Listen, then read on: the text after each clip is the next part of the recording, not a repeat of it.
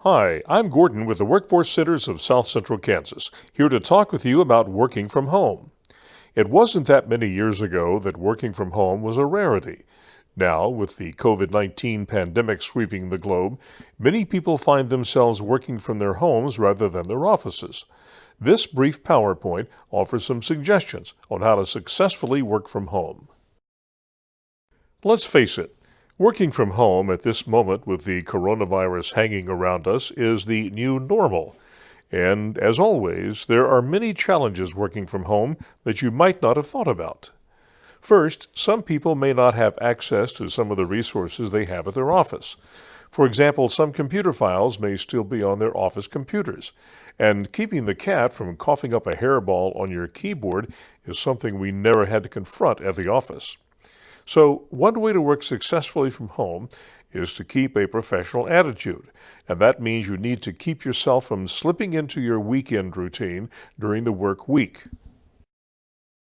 Each day, many people wake up, put on a pot of coffee or grab their morning drink of choice, and begin their get ready for work routine.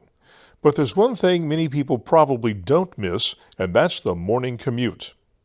Tempting though it may be to sleep in those extra minutes that you would normally spend on your commute into the office, experts say the best thing for you to do for yourself and your career is to stick to your work at the office routine, meaning get up when you normally do as if you were working in the office and use that commute time to set up or adjust your day.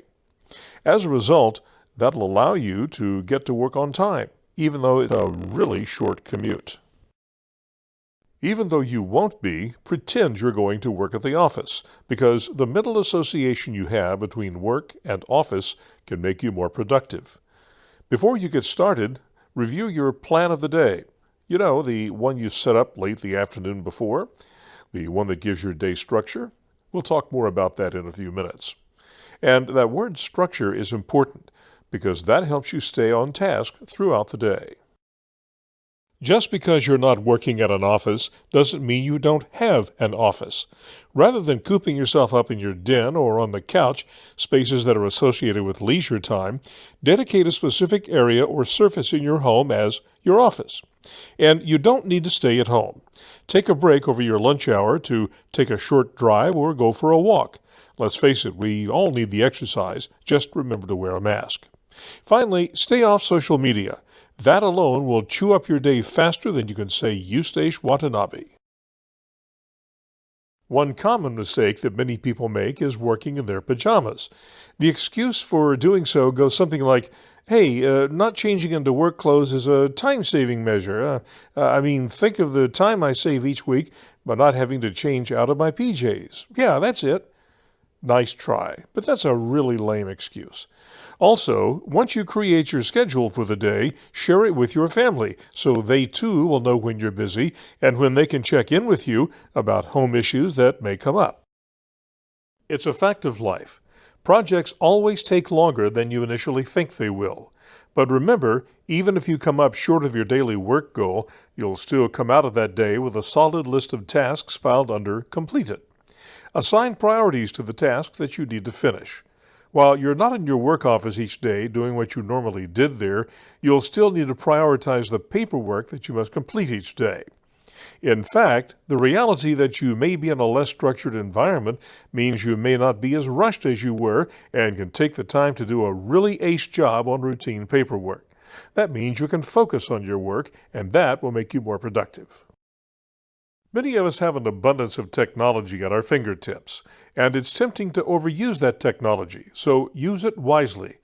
Familiarize yourself with the tools at your disposal, but use them only when you need to.